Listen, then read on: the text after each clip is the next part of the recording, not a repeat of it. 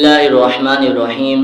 ہمارا آج کا جو موضوع ہے وہ ہے ان 3 مجاہدین کے بارے میں جن کو روم والوں نے قید کر لیا تھا، اور روم والے اپنے بادشاہ کے پاس ان 3 مجاہدین کو لے کر گئے تو بادشاہ نے ان سے کہا کہ تم اپنا دین اسلام چھوڑ دو اور میں تمہیں سلطنت عطا کروں گا۔ تو ان 3 مجاہدین نے دین اسلام کو چھوڑنے سے انکار کیا اور کہا کہ ایسا ہرگز نہیں ہو سکتا، اور سلطنت کو، مال و زر کو اپنے پاؤں کی ٹھوکر پر رکھا۔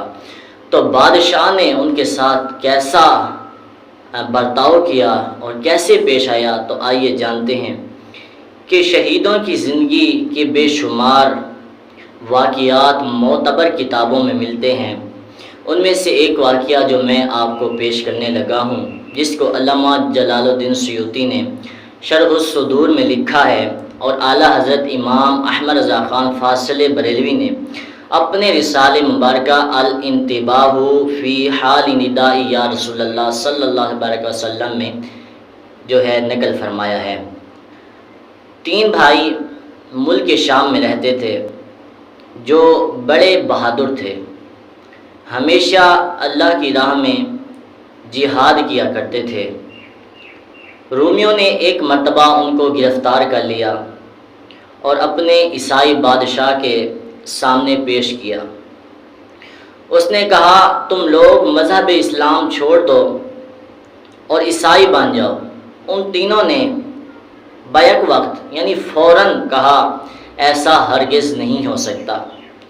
بادشاہ نے کہا میں تم لوگوں کو سلطنت دوں گا اور اپنی لڑکیوں سے نکاح بھی کرواؤں گا، مگر تم عیسائی بن جاؤ۔ تو مجاہدین اس پر بھی عیسائی بننے کے لیے تیار نہ ہوئے۔ بادشاہ نے کہا اگر ہماری بات نہیں مانو گے تو قتل کر دیے جاؤ گے۔ تو مجاہدین نے کہا کہ غلامان محمد جان دینے سے نہیں ڈرتے، کہ غلامان محمد جان دینے سے نہیں ڈرتے، یہ سر کٹ جائے یا رہ جائے پرواہ نہیں کرتے۔ تو بادشاہ نے حکم دیا کہ 3 دیگوں میں زیتون کا تیل کھول دیا جائے۔ جب تیل کھولا گیا تو مجاہدین کو ان دیگوں کے پاس لایا گیا اور کہا گیا کہ اگر عیسائی نہیں بنو گے تو اسی کھولتے ہوئے تیل میں ڈال دیے جاؤ گے۔ اب بھی موقع ہے، خوب سوچ لو۔ ان بہادروں نے کہا کہ ہماری آخری سانس کا جواب ہوگا کہ ہم جان تو دے سکتے ہیں مگر نبی کریم کا دیا ہوا ایمان نہیں دے سکتے۔ انہوں نے کہا یا محمد، یعنی انہوں نے یا محمد کی صدا دی، یا محمد پکارا۔ پھر عیسائیوں نے بڑے بھائی کو تیل کی کھولتی ہوئی دیگ میں ڈال دیا۔ اس کے بعد پھر باقی دونوں بھائیوں کو سمجھانے کی کوشش کی، مگر آنکھوں سے اپنے بھائی کا یہ انجام دیکھنے کے بعد ان کے اندر کچھ فرق پیدا نہ ہوا۔ وہ اب بھی خوشی کے ساتھ اللہ کی راہ میں شہید ہونے کے لیے تیار رہے۔ آخر دوسرے بھائی کو بھی کھولتے ہوئے تیل میں ڈال دیا گیا۔ چھوٹے بھائی کی ابھرتی جوانی دیکھ کر وزیر نے بادشاہ سے کہا اسے ہمارے سپرد کر دیجئے، ہم ایک ترکیب سے نہایت آسانی کے ساتھ اس کو عیسائی بنا لیں گے۔ بادشاہ نے ان کو وزیر کے سپرد کر دیا۔ وزیر نے انہیں ایک مکان میں بند کر دیا اور اپنی حسین لڑکی کو انہیں بہکانے کے لیے مقرر کر دیا۔ رات کے وقت لڑکی داخل ہوئی، وہ مرد مجاہد رات بھر نفل نماز پڑھتا رہا اور حسینہ کی طرف نظر اٹھا کر بھی نہیں دیکھا۔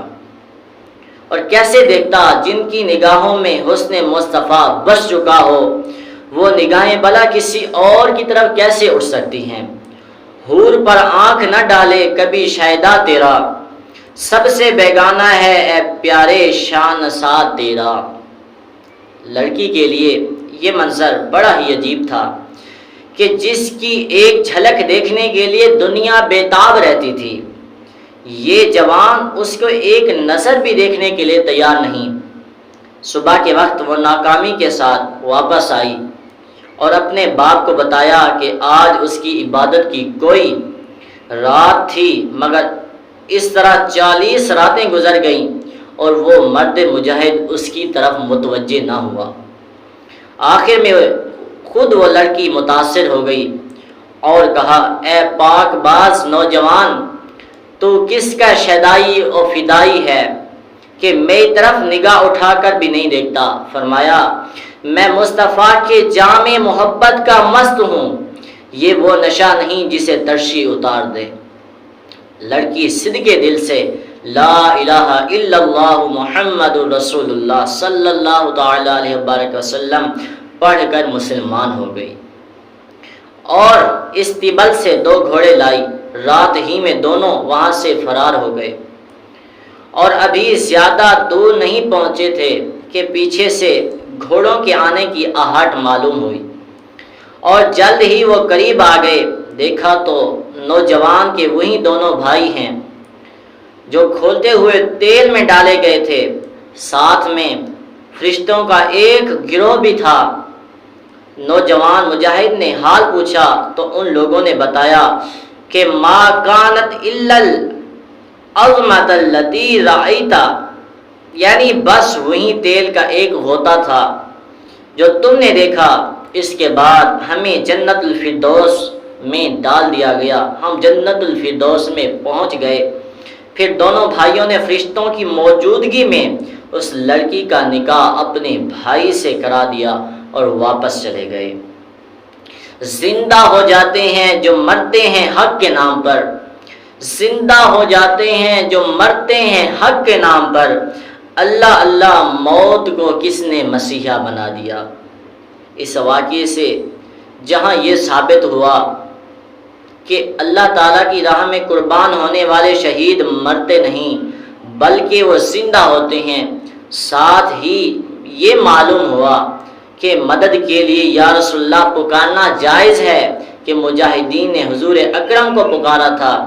اگر دور سے پکارنا شرک ہوتا تو انہیں جنت الفردوس میں جگہ نہ ملتی اور نہ چھوٹے بھائی کی شادی میں فرشتوں کی شرکت ہوتی۔ صلی اللہ علی النبی الامی و آلہ صلی اللہ علیہ وسلم، صلاۃ و سلاما علیک یا رسول اللہ۔